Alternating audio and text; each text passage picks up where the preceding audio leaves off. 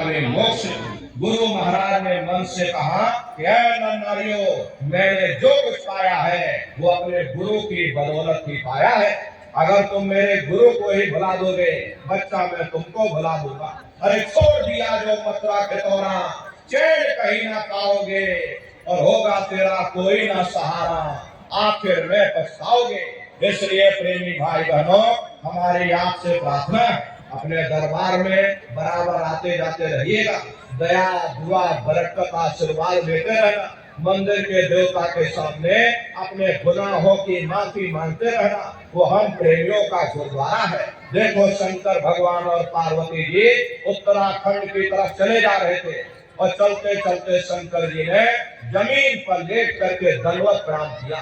पार्वती जी ने पूछा कि भगवान ये बताइए, यहाँ ना कोई पेड़ है, ना कोई पशु है, ना कोई पंछी है, अरे आप किसको प्रणाम कर रहे? तब शंकर जी ने उत्तर दिया कि पार्वती या भोग की और क्या वर्णन भाग्य, और 10,000 वर्ष पूर्व संत रहे याग। है पार्वती, इस जमीन के बहुत बड़े भाग्य हैं। पढ़ाई लिखाई के साथ साथ अच्छे संस्कार भी जरूरी है, और संस्कार कोई एमए बीए की डिग्री कर लेने से नहीं पड़ जाते। अगर एमए बीए की डिग्री कर लेने से ही इन बच्चों के अंदर संस्कार पड़ गए होते तो हिंदुस्तान में इतने वृद्धाश्रम न खोले जाते।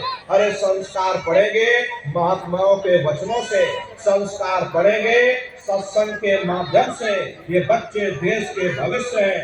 इन बच्चों के अंदर अच्छी शिक्षा के साथ साथ अच्छे संस्कार होना ये परम आवश्यक है।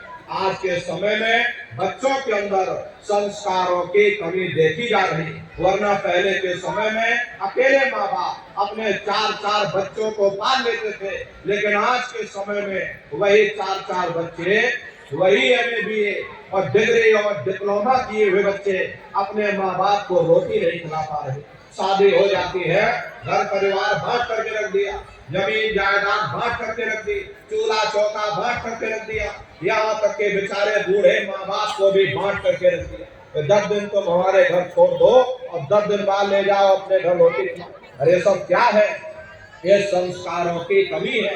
ऐ माताओं बहनों, अरे बच्चे तुम्हारे धरोहर हैं, ये बच्चे तुम्हारे जीवन की पूंजी है। अरे अपनी पूंजी को संभाल करके रखिएगा। इन बच्चों को आप बचपन से तैयार करना, इनको अच्छी शिक्षा देना, इनको अच्छे संस्कार देना, इनको शाकाहारी बनाना, इनको सदाचारी बनाना, इनको चरित्रवान बनाना। अरे इनको भी तुम राम और कृष्ण बना दो।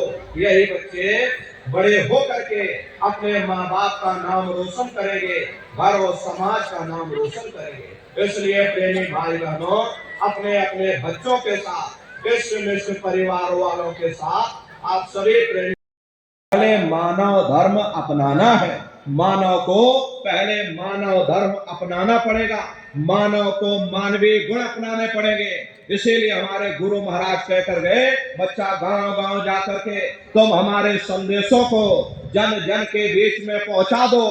गांव गांव के लोग शाकाहारी हो जाएं, गांव गांव के लोग सदाचारी हो जाएं, गांव गांव के लोग चरित्रवान हो जाएं, आंखों में माँ बहन बेटे की पहचान कायम हो जाए।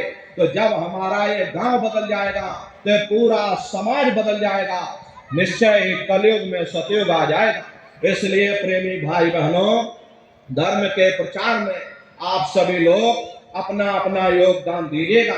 देखिए हमारे गुरु महाराज को, हमारे गुरु महाराज परम संत बाबा जय गुरुदेव जी महाराज ने एक अच्छे समाज के निर्माण के लिए, चरित्र उत्थान के लिए, लोगों को शाकाहारी और सदाचारी बनाने के लिए 116 वर्ष की आयु तक अथक मेहनत और परिश्रम किया।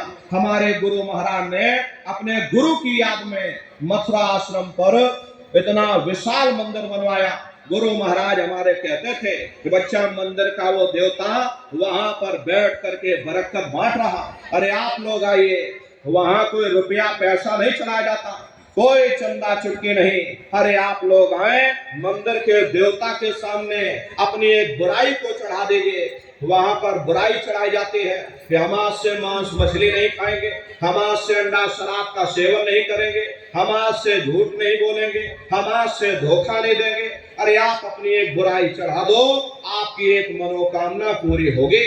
ऐसा वरदानी मंदिर हमारे गुरु महाराज ने अपने गुरु की याद में कृष्ण भगवान की नगरी मथुरा में बनवाया। गुरु महाराज हमारे कहते थे, बच्चा दरबार में तुम बराबर आते जाते रहना, दया दुआ बरकत लेते रहना, मंदिर के देवता के सामने अपने गुनाहों की माफी मांगते रहना। समय न मिले महीने में आ जाना, महीने में समय न मिल पाए 6 महीने में आ जाना, 6 महीने में समय न मिल पाए तो साल भर में आकर के मंदिर के देवता के सामने अपने गुनाहों की माफी मांगे।